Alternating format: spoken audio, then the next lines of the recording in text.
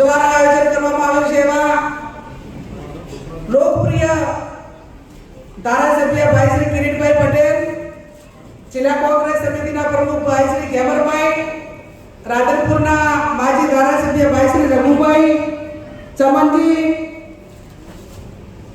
આપણા યુથ કોંગ્રેસના પ્રમુખ શ્રી, જેનું સરકાર સમારંભનું આયોજન થયું છે એવા તમામ સરપંચશ્રીઓ, ગ્રામ પંચાયતના સભ્યો, તાલુકા પંચાયતના સભ્યો, પત્રકારો અને કિરીટભાઈના આમંત્રણને માન આપીને પધારેલા આ પ્રોગ્રામમાં સૌ વરિષ્ઠ આગેવાનો, વડીલો, યુવાન ભાઈઓ અને બહેનો, કિરીટભાઈને હું ખૂબ ખૂબ અભિનંદન આપું છું. અને ખરેખર આજે એની લોકપ્રિયતામાં તમે બધાએ ચાર ચાંદ લગાવી દીધી ને અમને બધાને એક આવનાર સમયની અંદર કાર્યક્રમોનું આયોજન કઈ રીતે થાય એનું માર્ગદર્શન ને પ્રેરણા પૂરી પાડી છે. એ બધા સરપંચો અને કિરીટભાઈને ખૂબ ખૂબ અભિનંદન આપું છું. કિરીટભાઈ ધારાસભ્ય તરીકે વિધાનસભામાં બોલતા હોય,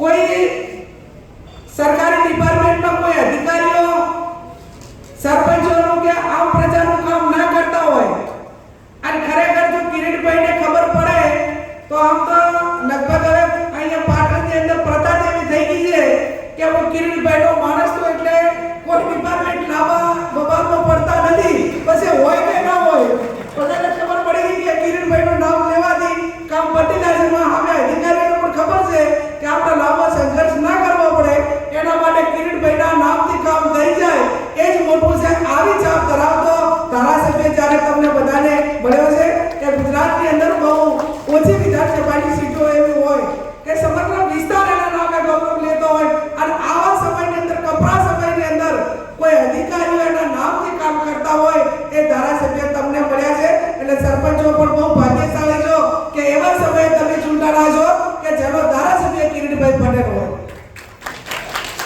આજે 90 થી 95% સરપંચોની હાજરી છે અને એ જ આશા છે કે પક્ષાપક્ષી કોઈ તમે લોકલ લેવલે બીજા પક્ષને પણ માનતા હશો, પણ આજે સમગ્ર ગુજરાતની અંદર પાટણ વિધાનસભા એવી છે કે જ્યાં 95% કોંગ્રેસનો ધારાસભ્ય સરકાર સમારંભ રાખે અને 95% સરપંચોની હાજરી હોય એ સમગ્ર ગુજરાતની અંદર પાટણ એક વિધાનસભા છે. 100 માંથી માત્ર 3 સરપંચો હાજર નથી. એ અભિનંદનને પાત્ર છે. ક્યાંક ને ક્યાંક એ સંબંધો કેળવવામાં, તમને બધાને મદદ કરવામાં અને સરકારી જે યોજનાઓ હોય એ યોજનાનો લાભ પહોંચાડવામાં એ ક્યાંક ને ક્યાંક એ ખૂબ અગ્રેસિવ થયા છે. એનો આ પુરાવો છે. સરપંચોને મારી બે હાથ જોડીને વિનંતી છે ને કિરીટભાઈ, તમે એક મોડેલ તરીકે જ્યારે પાટણને સ્થાપિત કર્યું છે ત્યારે હું તમારી પાસે એવી અપેક્ષા રાખું કે આ જે કઈ 100 પંચાયતો છે એમાંથી 5 પંચાયતો એવી ચોઈસ કરો, એવી પસંદ કરો કે એ 5 પંચાયતના સરપંચો એની બોડી 100% એ ભ્રષ્ટાચારને મુક્ત હોય અને સરકારની યોજનાઓ જે છે એનું 90 થી 95% કામ થાય એવા 5 ગામ ચોઈસ કરો, જેથી કરીને આખું ગુજરાત આ 5 ગામોની મુલાકાત લેવા આવે એવા મોડેલ તરીકે 5 ગામો વિકસાવો એવી હું તમને વિનંતી કરું. આપણી લડાઈ આ રાજ્યને ભ્રષ્ટાચારમાંથી મુક્ત કરવા માટેની છે અને એની શરૂઆત ક્યાંથી થવી જોઈએ? ગ્રામ પંચાયતમાંથી. જે ગ્રામ પંચાયતો પારદર્શક હશે અને આજે તમે માનો કે ઘણા બધા સરપંચો અને એક સરપંચનું તમે સન્માન કર્યું કે આમાં હાથની વખત ચૂંટાવું છું. જે સરપંચ હાથની વખત ચૂંટાતા હોય એ સરપંચ ઊભા થાય અને એમને હું અભિનંદન એટલા માટે આપું છું કે એમની ઇન્કમથી એક વખત નહીં, બે વખત નહીં અને 7 વખત આપણે રોજ દારા ઉપરાંત 2 કે 3 દિવસ કોઈ એક સાફ પડાવીએ ને તોય નથી ભાવતું. અને આ એવડા મોટા ગામની અંદર 7 વખત સરપંચ એટલે 35 વર્ષ સુધી એ સરપંચ રહેવું એ ગામને હું માનું છું ત્યાં સુધી 100% બે 5 ગામ વિધાઈ ગામમાં એમાં એનો સમાવેશ કરજો અને 100% જેમ સરપંચ 7 વખત ચૂંટાતા હોય એ કંઈક કરવા માટેની એનામાં ક્ષમતા કરતા હશે ને હશે. આમ તો રાજકારણની અંદર લોકોના દિલ કઈ રીતે જીતવા એની શરૂઆત સરપંચથી થાય. જેમ કે સરપંચની જેટલી ચૂંટણી અઘરી છે એનાથી બીજી કોઈ અઘરી નથી. ધારો કે લોકસભા લડતા હોય કે વિધાનસભા લડતા હોય તો એક ગામમાં ના આપે તો બીજા ગામમાં જઈએ, પણ આ તો દાવું તો ક્યાં જવું? સૌથી અઘરામાં અઘરી ચૂંટણી એ વોર્ડના સભ્યની અને એનાથી અઘરામાં અઘરી ચૂંટણી એ સરપંચની. જે ગામની અંદર જ્યારે મતદાન થતું હોય ને ત્યારે લોકસભાનું હોય, વિધાનસભાનું હોય, ગ્રામ પંચાયતનું હોય, પણ એ ગામની અંદર જ્યારે સરપંચો ચૂંટણી લડતા હોય તો કોણે કેવા વોટ નથી આપ્યું. હમણે અમારા ગામની અંદર ચૂંટણી યોજવાની તો એ જે જૂનો સરપંચ છે એના વતી સરપંચ ચૂંટણી લડાવતા હતા. એણે એમ નક્કી કર્યું કે આ ગામની અંદર આપણે મતદાનના ગણતરી પહેલા 2 દી પહેલા મને કહી દીધું કે આટલા વોટ મળશે એટલે પ્રોફિટ એટલા જ મળ્યા. હવે આ ગણતરી ગામનો સરપંચ તરીકે અમારી લાગત નથી. એક વોટ ઉપર એની નજર અને મતદાન કરવા આવે ને તો કોણ આપવાનું છે નથી આપવાનું એના મોઢા પર ખબર પાડી દે. આવો જ્યારે તમે એકબીજાનું મન જાણવા વાળી આજે આ લોકશાહી છે ત્યારે લગભગ મારા માન્યા પ્રમાણે દરેક ગામની અંદર 10 થી 15% તો નહીં પણ 20 થી 50 જણા એવા હોય કે આજે 4:30 વાગે ને તો વોટ ના કરે ને આગળ બતાવે એનું હજી ટપકું ના થયું હોય ત્યાં સુધી એને હાચવા પડે 4:30 5 વાગે સુધી. અને આ ટેકેદારો સરપંચો હાજરી કે છે કેમ કે એમને પોતાને ખબર છે કે આપણો ટપકું થઈ ગયો પછી આપણો કઈ ભાવ રહેવાનો નથી. એટલે મારો કહેવાનો અર્થ એટલો જ છે કે એવડી મોટી લોકશાહી છે, ભારતની મજબૂત લોકશાહી છે કે એના વોટનું વેલ્યુએશન એ દેશના વડાપ્રધાનનો વોટ હોય એક વાલ્મીકી સમાજનો એક પરિવાર હોય એક વોટર હોય એનો વેલ્યુ સરખું છે. એટલા માટે કરીને એને એટલી કેર લેવામાં આવે છે. ત્યારે આપ સૌ જેટલી પણ સરકારની યોજનાઓ છે એ છેવાડાના ગામમાં ગરીબ પરિવાર હોય એના સુધી પહોંચે. ગામનું કામ એ 100% ક્વોલિટી વાળું બને અને ભ્રષ્ટાચારને મુક્ત કરવા માટેનું કોઈ માધ્યમ હોય તો એ ગ્રામ પંચાયત છે. આ આદિવાસી સરપંચોની ચૂંટણી નથી આવતી એટલે મને પોતાને એમ લાગતું હતું કે આ ક્યાંક ને ક્યાંક સરપંચો થોડા ઘણું આ આગા પાછું કરતા હશે અને આ કામો માટે વારંવાર ઉઘરાણી કરે છે. પણ 2.5 વર્ષ સરપંચોની ચૂંટણી ના આવી અને વહીવટના તારોએ બેફામ ભ્રષ્ટાચાર કર્યો એ ટાઈમે મને ખબર પડી કે આના કરતા તો હાથ દરજે સરપંચો હારા હતા કે આટલો ભ્રષ્ટાચાર નતા કરતા જેટલા વહીવટદારો કરે છે. અને સરપંચોને ક્યાંક ને ક્યાંક હું માનું છું ત્યાં સુધી શરૂઆત થાય ગ્રાન્ટ ફાળવણીથી કરીને શરૂઆત થાય એટલે એમપી લખાઈથી કરીને ચેક બટાઈ ખિસ્સામાં પૈસા ન આવે ત્યાં સુધી આ આખી ક્યાંક ને ક્યાંક સૌથી વધારે કોઈ ભ્રષ્ટાચાર થતો હોય તો એ પંચાયતી રાજની અંદર થાય છે. આવું અનેક વખત સ્વીકારેલું છે અને એ વાસ્તવિકતા પણ છે. પણ સરપંચ પોતે પારદર્શક હોય તો હું માનું છું ત્યાં સુધી એક ઓલી કહેવત છે કે પોતે ભ્રષ્ટાચાર ના કરતો હોય કોઈ પણ પ્રકારની લાલચ ન હોય તો એની સાથે સંકળાયેલા અધિકારીઓને પણ ક્યાંક ને ક્યાંક કહી શકે કે ભાઈ આ પૈકીનો હું નથી, તમારે આ ગામની અંદર 100% કામ કરવું પડશે.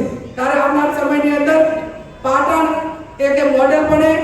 આવનાર સમયની અંદર પાટણ ગ્રામ પંચાયતોની બીજા જિલ્લા કે અન્ય રાજ્યોમાંથી મુલાકાત લેવાનું હોય ત્યારે એની ચોઈસ એ આ પાટણના ગામોની થાય. અને કેન્દ્ર સરકારની અંદર હું પંચાયત રાજની કમિટીમાં છું. એક મુલાકાત લેવા માટેનો કાર્યક્રમ ગોઠવવાનો છે. અપેક્ષા રાખું કે ભારત સરકારની પંચાયત રાજની કમિટી એ પાટણ વિધાનસભામાં આવે તમે જે નક્કી કરો એ ગામની અંદર આવે એવું આપણા માધ્યમથી એ પૈકીનું આયોજન થાય અને એક નમૂનાદાર એવા ગામો બને એવી હું અપેક્ષા રાખું.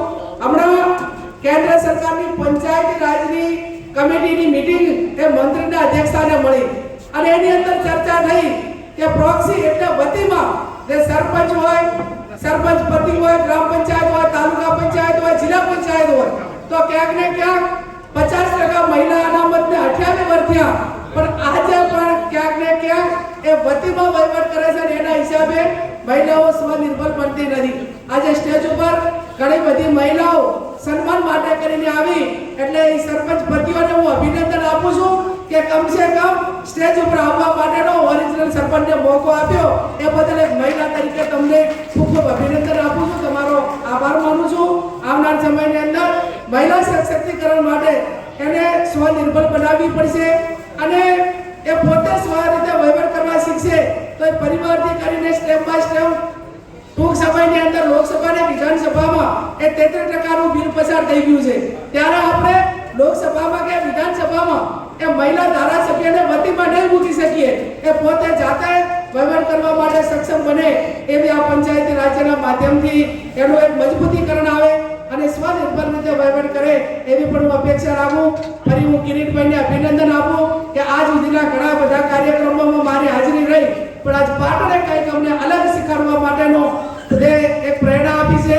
એક સ્ટેપ બાય સ્ટેપ પણ એટલા માટે કે કિરીટભાઈએ દરેક સરપંચને સાથે આપ્યું છે કે ભાઈ યોજનાઓ શું છે, સરપંચના પાવર શું છે અને ધારાસભ્ય તરીકે હું શું મદદ કરી શકું આવું તમામ એમણે લેખિતમાં તમને બધાને આપ્યું છે અને સતત એક એમને પોતાની મોબાઈલ સેવા ચાલુ હોય છે.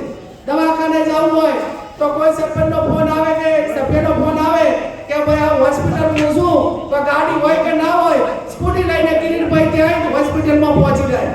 આજે એક બુદ્ધિજીવીઓનું ગ્રુપ ડોક્ટરો હોય, બિલ્ડરો હોય, ધંધાદારના રોજગારના અલગ અલગ એના ક્ષેત્રને લગતા લોકો હોય, ક્યાંક એડમિશન અપાવવું હોય તો યુનિવર્સિટીનો સંપર્ક હોય તો આ તમામ જે કાર્ય જે લોકોને કયા કયા ક્ષેત્રોની જરૂર પડે છે આ તમામ ક્ષેત્રોની અંદર કિરીટભાઈ એ પોતે વર્ષોથી કામ કરે છે અને એટલા જ માટે કરીને આજ તમારી બધાની વિશેષ હાજરી એ દર્શાવે છે. મોટા ભાગે હું માનું છું ત્યાં સુધી મારા પાટીદાર સમાજનો પણ આભાર માનવો પડે કે બનાસકાંઠા લોકસભા હું લડતી હતી 20,000 જેટલા વોટ પાટીદાર સમાજના ત્યાં ગઢ વિસ્તારને આગળ બનાસકાંઠાની અંદર આવે છે 95% વોટ એ કોંગ્રેસને પાટીદાર સમાજે આપી અને લોકસભાની અંદર મને મદદ કરવા માટેનો પ્રયત્ન કર્યો હતો. આ તમામ સમાજોની હાજરી છે ત્યારે આવનાર સમયની અંદર પાટણ આ વિધાનસભાના જે કામો છે એ તમામ ક્ષેત્રની આગળ વધે, એક વિકાસ મોડેલ બને અને સમરસતાનો ભાવ રાખીને આજે બોડીને તમે બધે લઈને તમામ પંચાયતની બોડી સાથે આવ્યા છો. આવનાર સમયની અંદર જે તે કામની અંદર સરસ મજાને એક સમરસતા આવે, ભાઈચારાની ભાવના વધે અને એક કોંગ્રેસમાં જરા કિરીટભાઈ જેવા મજબૂત ધારાસભ્ય તમને મળ્યા છે તો અપેક્ષા રાખું કે જે રીતે કિરીટભાઈના હાથ તમે મજબૂત કરવાનું કામ કર્યું છે એવું ને એવું કામ આવનાર સમયની અંદર કરજો. આજે પાટણ જિલ્લાના એક પ્રભારી તરીકે મને જવાબદારી મોકલી છે ત્યારે આજે મારે આમ તો જવાનું હતું ગાંધીનગર અને ત્યાં બાવળા પણ પાટણની જવાબદારી મને મોકલેલી છે એટલે ઓલા શું કે ઘરના છોકરા ઘંટી પાડોશીને આડો એટલે પહેલી જવાબદારી જ્યાં મોકલેલી હોય અહીંયા અને મને પોતાને એમ થયું કે નાના ભલે મેં બાવળા ગાંધીનગર આજે કેન્સલ કર્યું હોય પણ તમે બધે જે મને પ્રેમ સ્નેહ અને લાગણી પૂરી પાડી છે એ